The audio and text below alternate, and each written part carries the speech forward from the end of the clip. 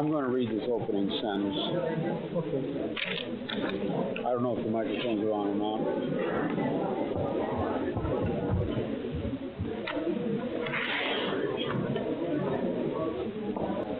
Are the microphones on?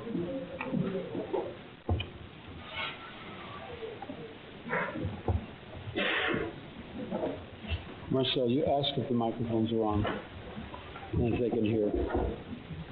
No. It's okay. It's okay.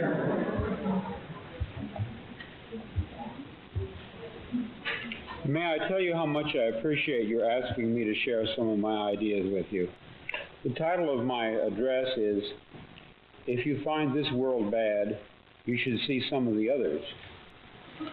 I would like to confess that I've been asked to cut about 2/3 of my speech out and deliver as short a speech as possible. Upon examining my speech, I find that it is very easy to remove 2/3 without doing any injury to it. I even considered cutting 3/3 out of it, but there was some trouble, so I abandoned that idea. The subject of this speech is a topic which has been discovered recently and which may not exist at all. I may be talking about something that does not exist. Therefore, I'm free to say everything or nothing. I can hardly make an error if there is no such thing as orthogonal time. Orthogonal or right-angle time is the topic of my speech. We are accustomed to supposing that all change takes place along the linear time axis, from past to present to future. The present is an accrual of the past and is different from it. The future will accrue from the present on and be different yet.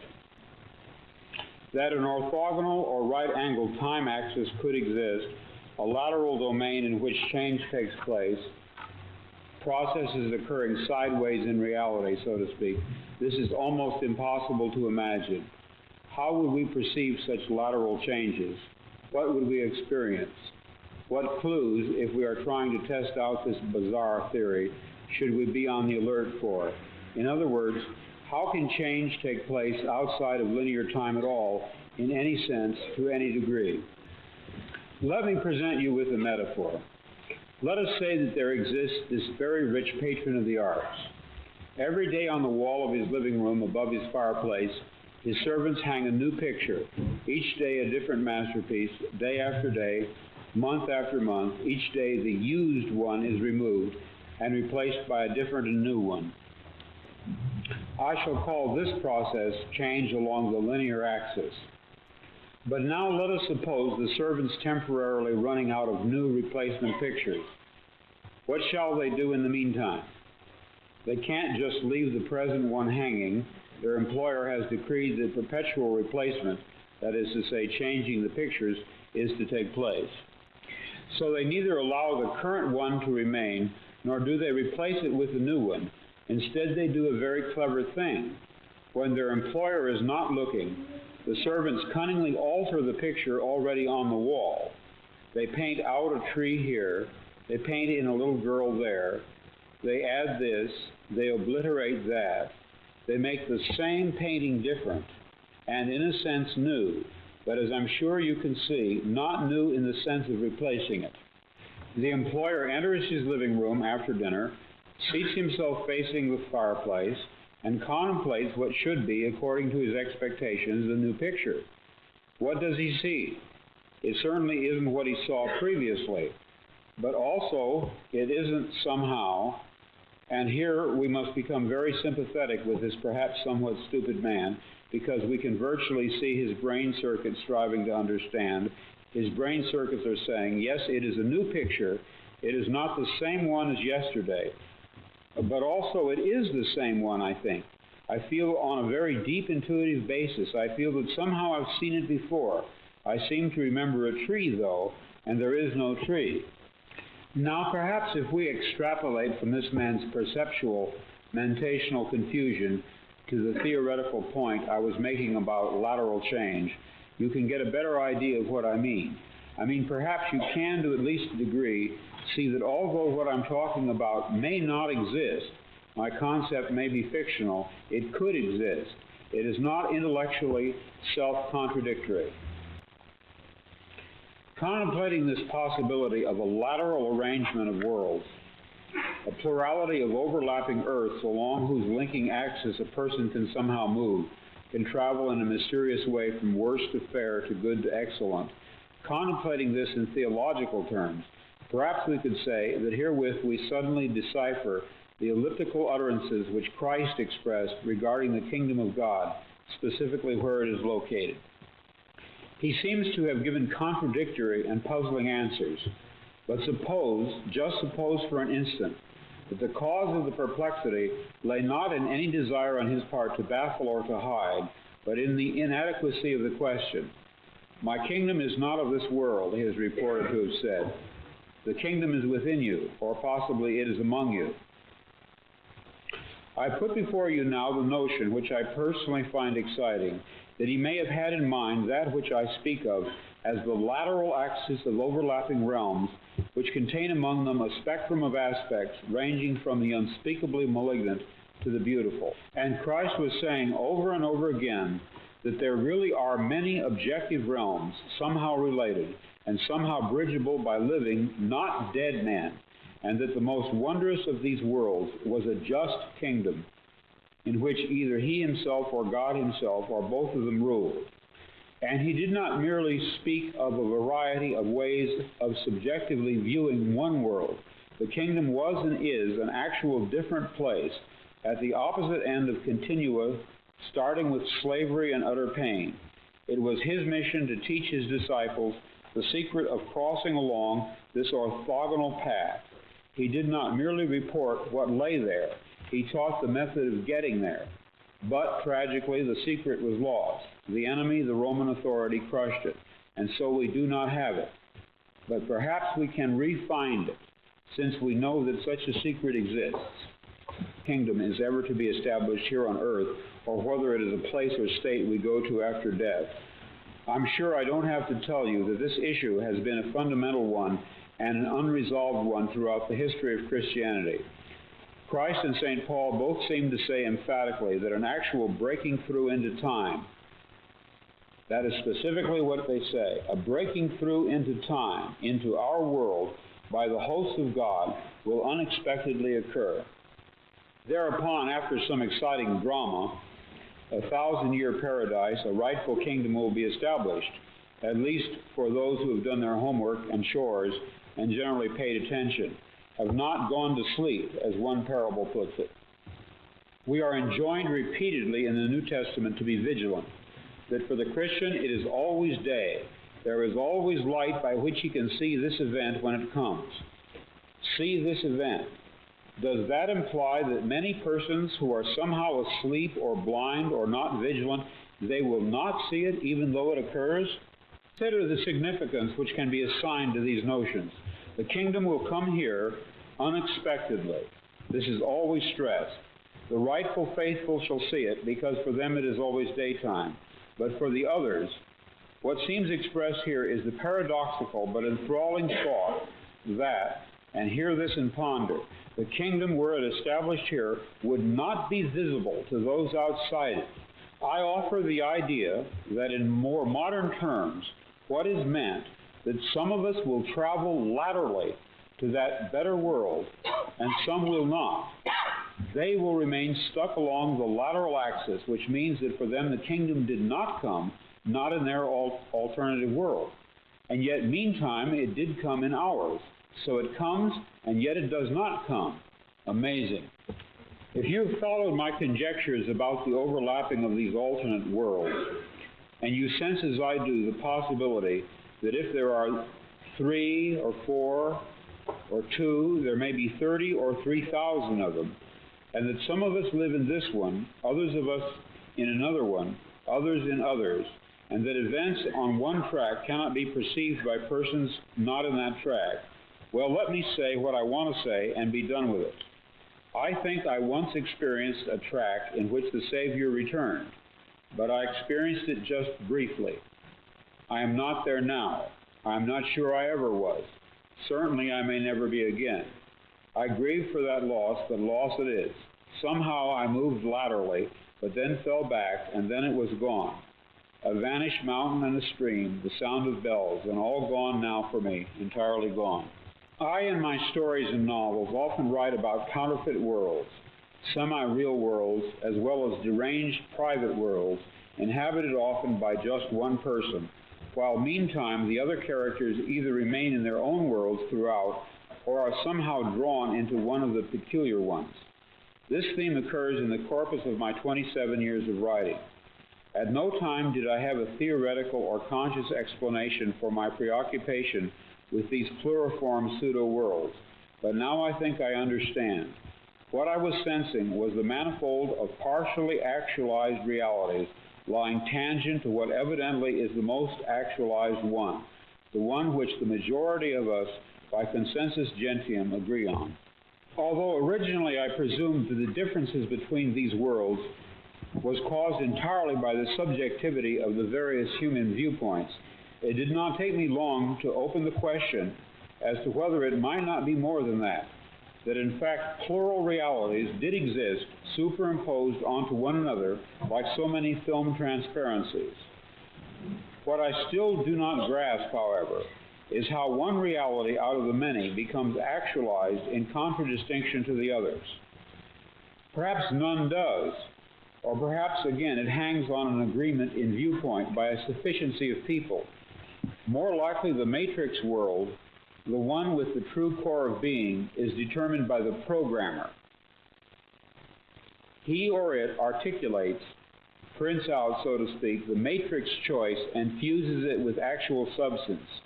The core or essence of reality, that which receives or attains it, and to what degree, that is within the purview of the programmer. This selection and reselection is part of general creativity, of world building, which seems to be it or his task. A problem, perhaps, which he or it is running, which is to say, in the process of solving, as a computer would. Variables along the linear time axis of our universe, thereby generating branched off lateral worlds. I have the impression that the metaphor of the chessboard is especially useful in evaluating how this can be done. In fact, must be. Across from the programmer-reprogrammer sits a counter-entity, whom Joseph Campbell calls the dark counterplayer.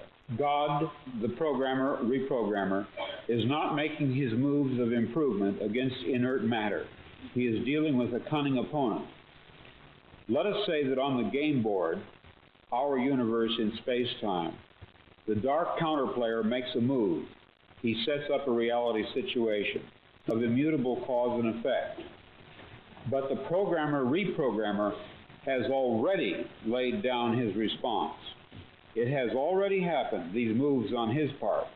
The printout, which we undergo as historic events, passes through stages of a dialectical interaction, thesis and antithesis, as the forces of the two players mingle. Evidently, some syntheses fall to the dark counterplayer, and yet they do not, by virtue of the fact that in advance our great advocate selected variables, the alternation of which brings final victory to him. In winning each sequence in turn, he claims some of us, we who participate in the sequence. This is why instinctively people pray, Libera me Domine, which decodes to mean, extricate me, programmer, as you achieve one victory after another. Include me in that triumph. Move me along the lateral axis so that I am not left out. Sense as being left out means nothing other than remaining under the jurisdiction of or falling prey to the malignant power. But that malignant power, for all its guile, has already lost even as it wins. For in some way the counterplayer is blind, and so the programmer-reprogrammer possesses an advantage. I submit to you that such alterations, the creation or selection of such so-called alternative presence, is continually taking place. The very fact that we can conceptually deal with this notion that is, entertain it as an idea, is the first step in discerning such processes themselves. But I doubt if we will ever be able in any real fashion to demonstrate, to scientifically prove that such lateral change processes do occur. Probably all we would have to go on would be vestiges of memory, fleeting impressions, dreams, nebulous intuitions that somehow things had been different in some way, and not long ago, but now. We might reflexively reach for a light switch in the bathroom only to discover that it always had been, in another place entirely. We might reach for the air vent in our car where there was no air vent, a reflex left over from a previous present, still active at a subcortical level. We might dream of people and places we had never seen as vividly as if we had seen them and actually known them. But we would not know what to make of this, assuming we took time to ponder it at all. One very pronounced impression would probably occur to us, to many of us, again and again, and always without explanation. The acute, absolute sensation that we had done once before, what we were just about to do now, that we, so to speak, lived in a particular moment or situation previously. But in what sense could it be called previously, since only the present, not the past, was evidently involved? We would have the overwhelming impression that we were reliving the present, déjà vu, perhaps in precisely the same way, hearing the same words, saying the same words. I submit that these impressions are valid and significant, and I will even say this: such an impression is a clue that at some past time point a variable was changed, reprogrammed as it were, and that because of this an alternative world branched off, became actualized instead of the prior one, and that in fact, in literal fact, we are once more living this particular segment of linear time. A breaching, a tinkering, a change had been made, but not in our present, had been made in our past. Evidently, such an alteration would have a peculiar effect on those persons involved. They would, so to speak, be moved back one square or several squares on the board game which constitutes our reality. Conceivably, this could happen any number of times, affecting any number of people, as alternative variables were reprogrammed. We would have to live out each reprogramming along the subsequent linear time axis, but to the programmer, whom we call God, to him the results of the programming would be apparent at once. We are within time, and he is not. I wish to ad lib. We are living in a computer-programmed reality, and the only clue we have to it is when some variable is changed and some alteration in our reality occurs. This, too, might account for the sensation people get of having lived past lives. They may well have, but not in the past. Previous lives, rather, in the present, in perhaps an unending repeated and repeated present, like a great clock dial in which grand clock hands sweep out the same circumference forever, with all of us carried along unknowingly, yet dimly suspecting. Since at the resolution of every encounter of thesis and antithesis between the dark counterplayer and the divine programmer, a new synthesis is struck off, and since it is possible that each time this happens a lateral world may be generated, and since I conceive that each synthesis or resolution is to some degree a victory by the programmer, each struck off world in sequence must be an improvement upon not just the prior one, but an improvement upon all the latent or merely possible outcomes. It is a better world, but in no sense perfect, which is to say final. It is merely an improved stage within a process. What I envision clearly is that the programmer is perpetually using the antecedent universe as a gigantic stockpile for each new synthesis, the antecedent universe then possessing the aspect of chaos or anomie in relation to an emerging new cosmos. Therefore, the endless process of sequential struck-off alternate worlds emerging and being infused with actualization is negentropic in some way that we cannot see. What we need at this point is to locate, to bring forth as evidence, someone who has managed somehow, it doesn't matter how, to retain memories of a different present, latent alternate world impressions, different in some significant way from this, the one which is at this stage actualized. According to my theoretical view, it would almost certainly be memories of a worse world than this. For it is not reasonable that God the programmer and reprogrammer would substitute a worse world in terms of freedom or beauty or love or order or healthiness by any standard which we know. When a mechanic works on your malfunctioning car, he does not damage it further. When a writer creates a second draft of a novel, he does not debase it further, but strives to improve it. I suppose it could be argued in a strictly theoretical way that God might be evil or insane and would in fact substitute a worse world for a better one. But frankly, I cannot take that idea seriously. Let us pass that over. So let us ask, does any one of us remember in any dim fashion a worse Earth circa 1977 than this? Have our young men seen visions and our old men dreamed dreams? Nightmare dreams specifically about a world of enslavement and evil, of prisons and jailers and ubiquitous police. I have. I wrote out these dreams in novel after novel, story after story. To name two in which this prior ugly present obtained most clearly, I cite The Man in the High Castle and my 1974 novel about the U.S. as a police state, called Flow My Tears, the Policeman Said. I'm going to be very candid with you. I wrote both novels based on fragmentary residual memories of such a horrid slave state world. Or perhaps the term world is the wrong one, and I should say United States, since in both novels I was writing about my own country. I can even tell you what caused me to remember. In late February of 1974, I was given sodium pentothal for the extraction of impacted wisdom teeth. Later that day, back home again, but still deeply under the influence of the sodium pentothal, I had a short, acute flash of recovered memory.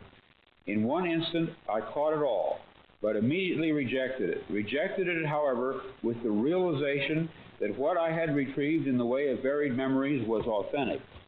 Then, in mid-March, a month later, the total body of memories, intact and entire, began to return.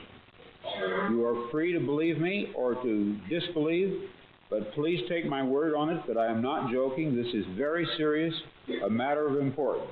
I am sure that at the very least you will agree that for me, even to claim this is in itself amazing. People claim to remember past lives. I claim to remember a different, very different present life. I know of no one who has ever made this claim before, but I rather suspect that my experience is not unique. What perhaps is unique is the fact that I am willing to talk about it. If you have followed me this far, I would like you to be kind enough to go a little further with me.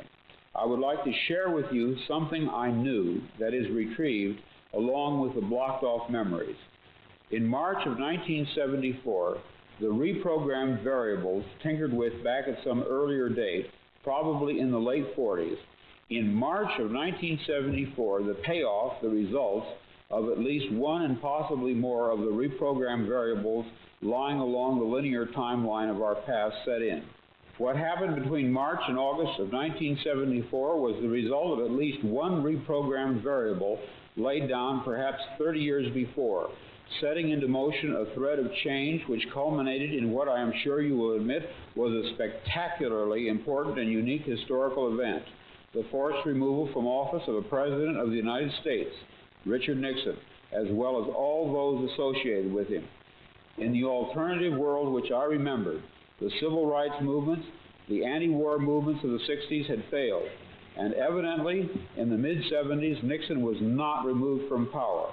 That which deposed him, if anything indeed existed that did oppose him or could oppose him, was inadequate.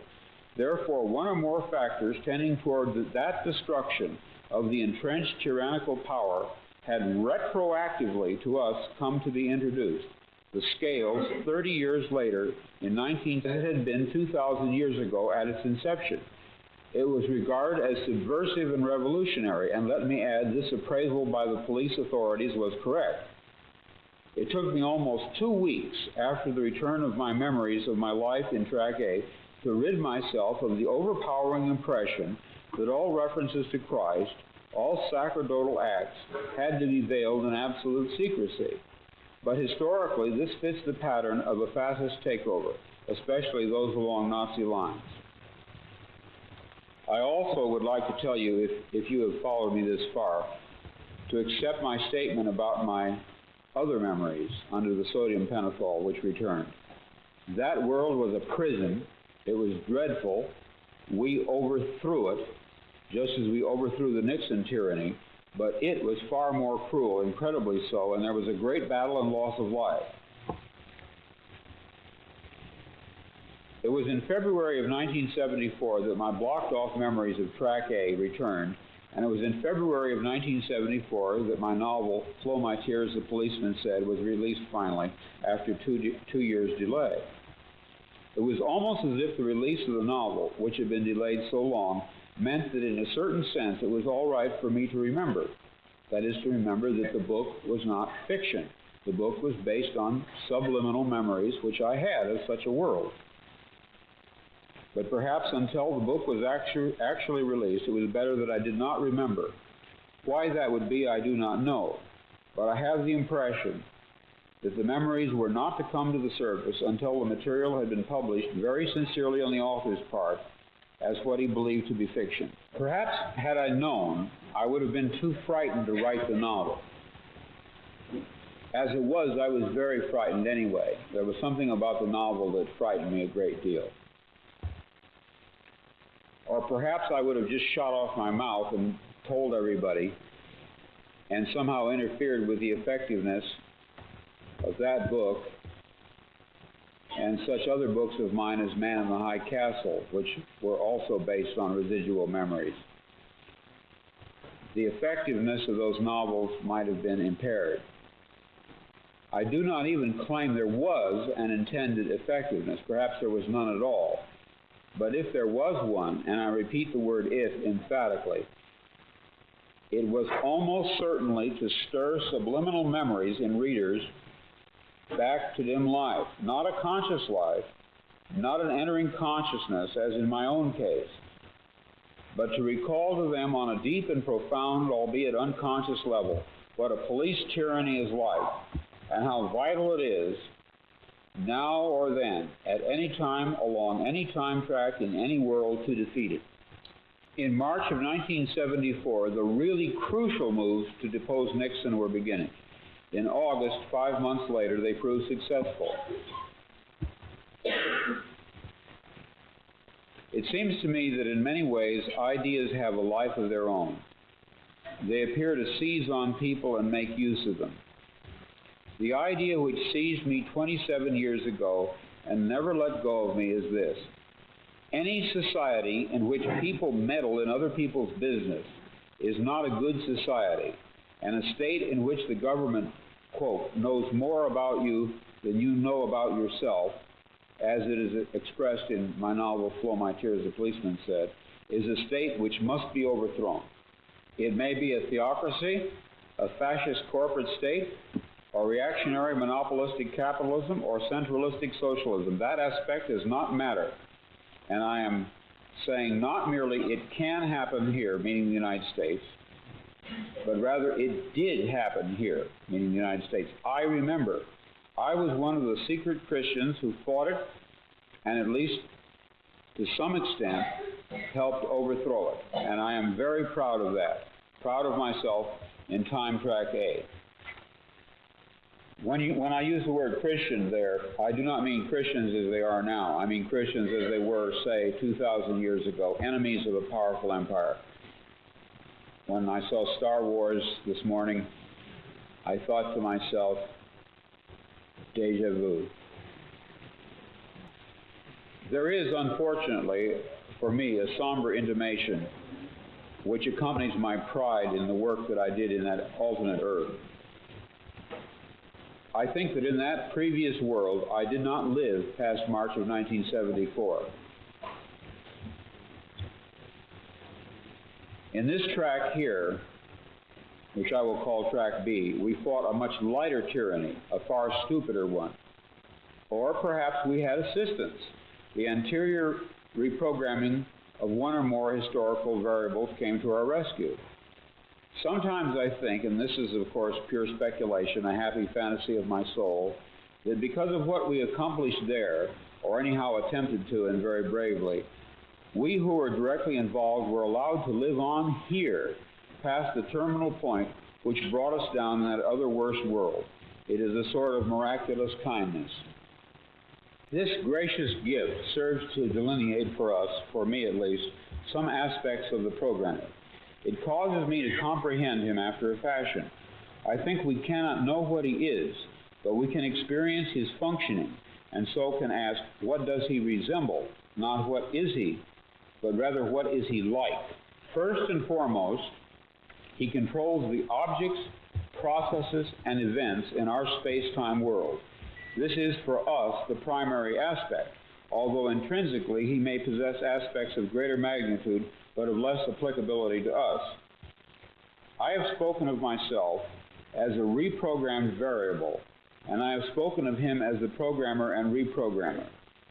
During a short period of time in March of 1974, at the moment in which I was re-synthesized, I was aware perceptually, which is to say aware in an external way of his presence.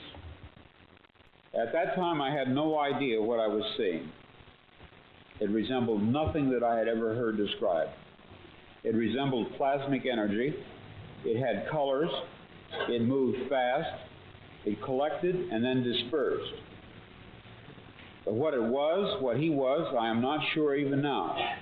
Except I can tell you that he had simulated normal objects and their processes so as to copy them, and in such an artful way as to make himself invisible within them.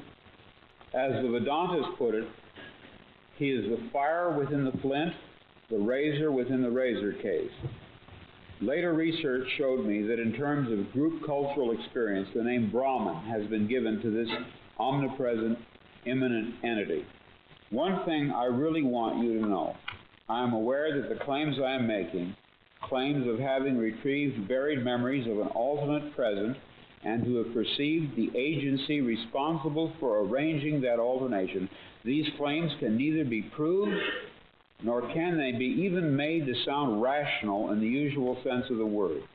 It has taken me over 3 years to reach the point where I am willing to tell anyone but my closest friends about my experience beginning back at the vernal equinox of 1974.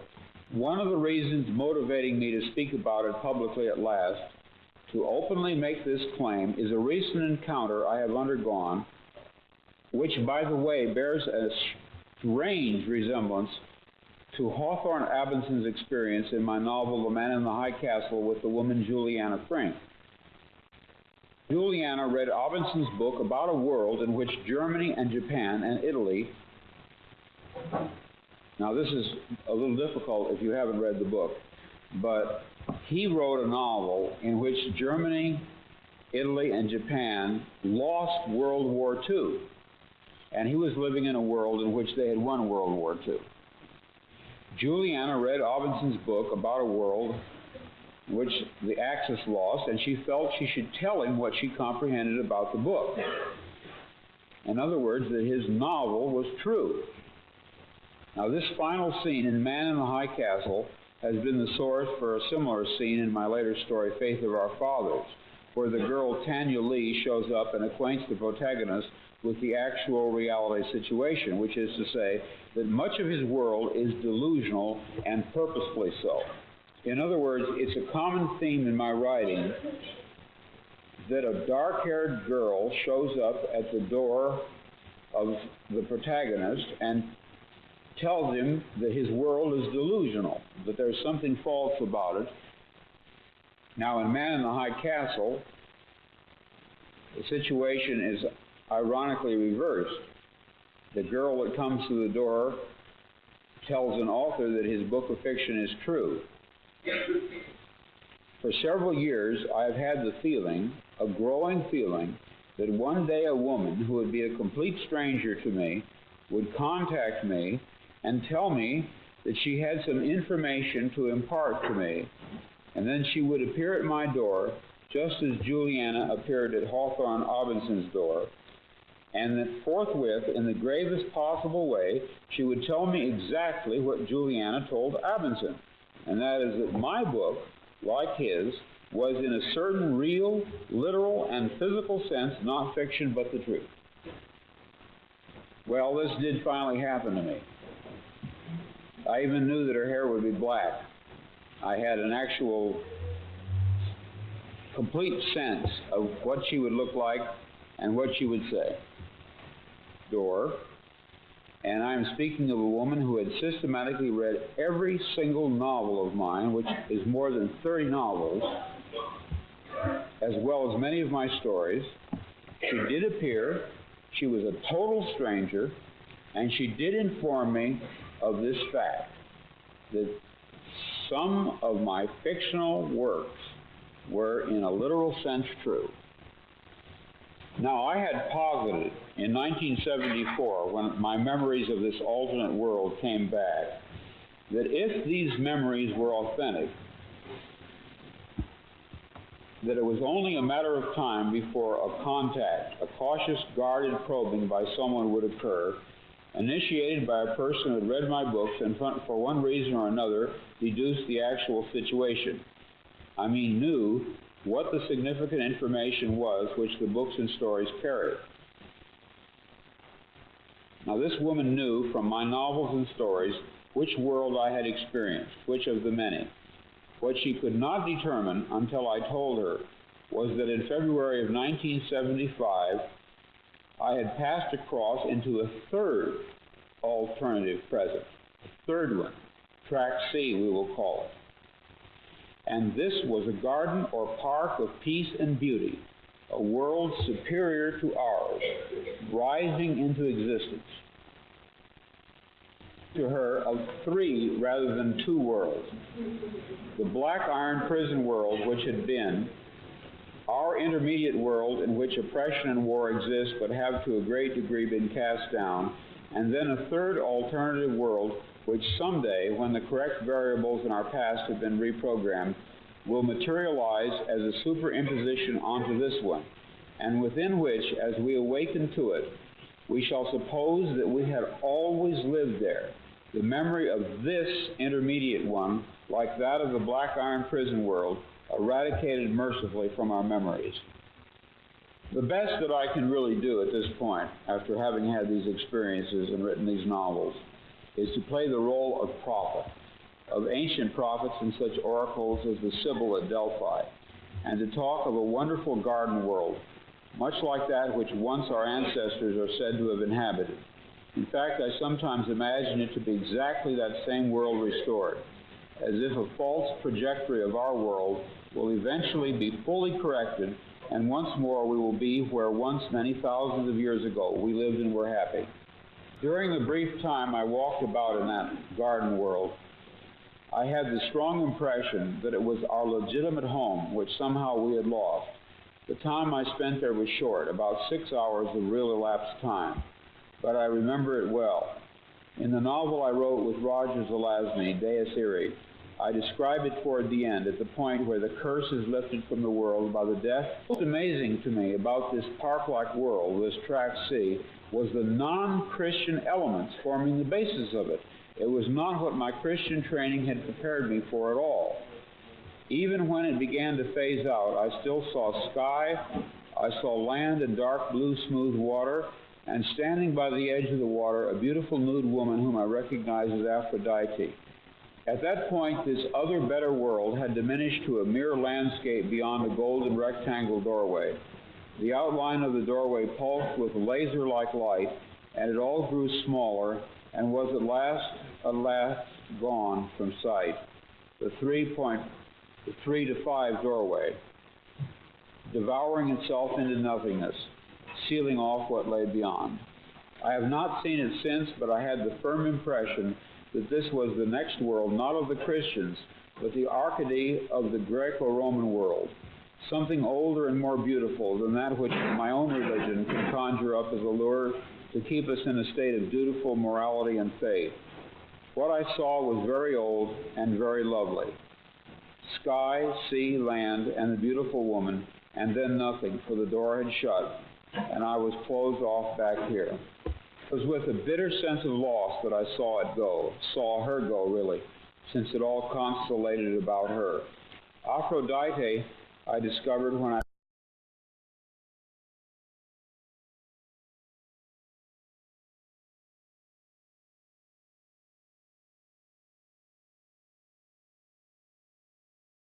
1975, of time before a works were in a literal sense true. Now, I had posited in 1974, when my track C, we will call it, and this was a garden or park of peace and beauty, a world superior to ours, rising into existence. To her of 3 rather than 2 worlds.